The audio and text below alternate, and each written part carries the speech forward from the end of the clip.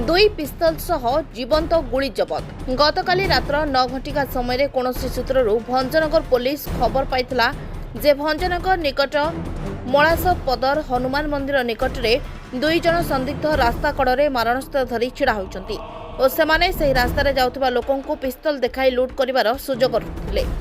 किंतु भंजनगर थाना अधिकारी जीवनानंद जेनाଙ୍କ निर्देश रे पुलिस टीम उक्त युवकों गिरफ्त करने प्रयास करथिले, किंतु सही अपराधी माने अंटारू पिस्तल बाहर करी पुलिस टीम उपरकु आक्रमण पई प्रयास करथिले। सही समय पुलिस टीम चतुरतार सह तांकु काबू करथिला।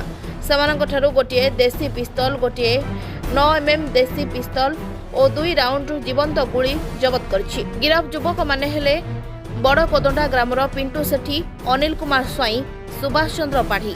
गंजाम एसपी निर्देश अनुसार गंजाम जिले में विभिन्न स्थान में अपराधी मानक उपरे कड़ा नजर रखा और सही अनुसार सर्च जारी रही। आज एक प्रेस विवृत्ति में भंजनगर एसडीपीओ दीपक कुमार मिश्र सूचना दी।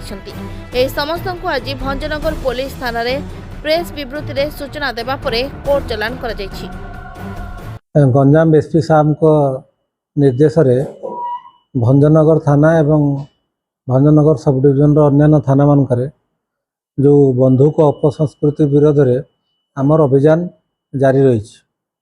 ए संक्रांत आम आगुरी केस करूँ, बंधुक जबत करूँ एवं बेआईन बंधुक धरी लोक मान गिरफ्त करिकी कोर्ट चालान करूँ। संक्रांत पुणी भंजनगर थाना आईआईसी जीवनानंद नेतृत्व में स्टाफ समीर सेठी, लक्ष्मीधर महांती और अन्य जो टीम मेंबर्स अच्छा आम कॉन्स्टेबल ओपीएफ अच्छा नेतृत्व में पुणी गोटे आमर गोटे बंधुक अभियान जो चली मुताबक आमर 2टी बंधुक जबत होती। गोटे 9mm कंट्रीमेड देसी पिस्तल आ गोटे सिंगल शॉट कंट्रीमेड पिस्तल 2 राउंड गुली जबत होती। ए संक्रांत भंजनगर थाना मोकदमा नंबर 643 तारीख 6/7/2026 बीएनएस आनुषंगिक दफार गोटे मकदमा रुज होती। आर्म्स एक्ट लगे कि गोटे मकदमा रुज होती। ए संक्रांत 4 जन गिरफ होती। गिरफ होता जो बेआईन बंधुक रखि व्यक्ति मैंने होती पिंटू सेठी, अनिल कुमार स्वाई, बालकृष्ण विषोई, सुभाष चंद्र पाढ़ी। घर ए भंजनगर थाना अंचल एवं से माने गिरफ होती। आज कोर्ट चालान हेबे एवं आमर ये जो बंधुक बेआईन बंधुक धरी रखि लोक मैंने जो मैंने अच्छा विरोध में आमर गोटे स्वतंत्र टीम काम करुच्ची एवं ये अभियान आगू जारी रही।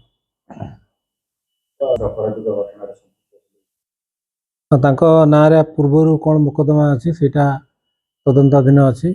से संक्रांत जब रेकर्ड आम पाखे बाहर आम से कोर्ट को जनईदेव।